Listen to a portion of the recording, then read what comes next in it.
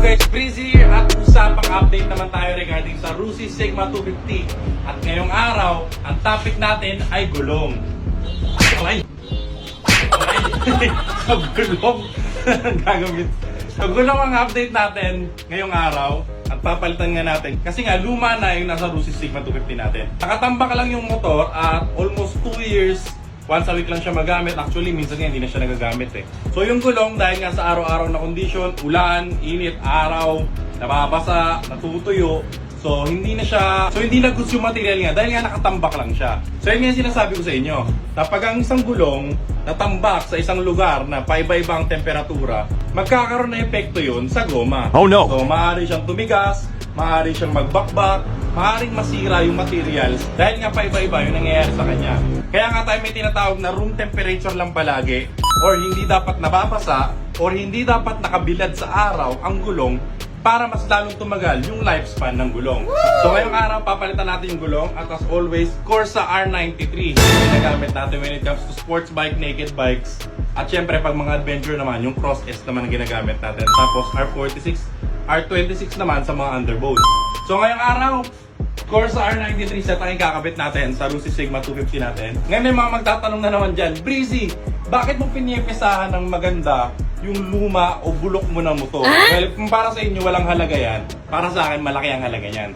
Kasi nga, malaking halaga na rin ang naibigay sa akin ng motor na yan. Kaya naman, give back lang tayo, i-restore lang natin siya. Actually, siya yung hinahanap-hanap din sa channel ko. Hindi ko alam bakit nandito yung mukha ko. Pero wala na patumpik-tumpik pa. Tara, salpak na tayo ng Corsa R93 sa Rusi Sigma 250. Let's go. Masadali mo to sa Takara. Takara, tapos palit na lang to lahat. Tapos yung lumang gulong, sabi natin dito, baka sakali pamigay pa natin. Okay, let's go.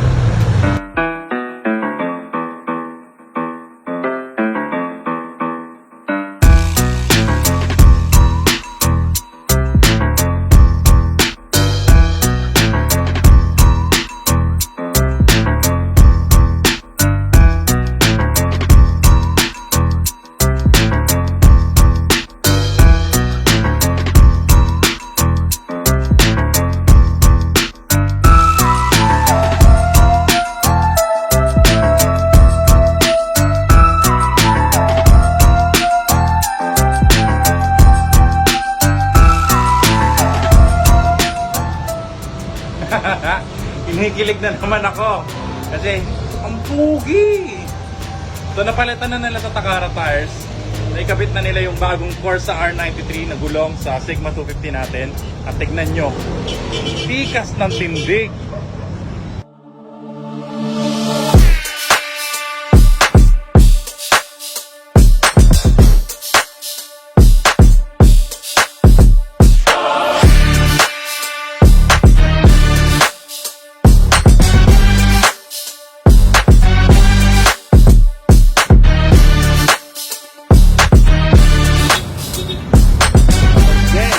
So nakita nyo naman kung gaano katikas yung tindig ng Rusi Sigma 250 natin. So hindi na tayo kakaba-kaba o mag-aalangan pag bumabiyahe sa daan. Kasi nga bagong-bago na yung gulong ng Rusi Sigma 250 natin. So kita-kita tayo sa daan. Konting improvements pang gagawin natin dito sa motor. Pero yan lang muna update natin ngayon. Palagi nyo tatandaan, stay breezy lang. Always see Corsa #1. Let's go.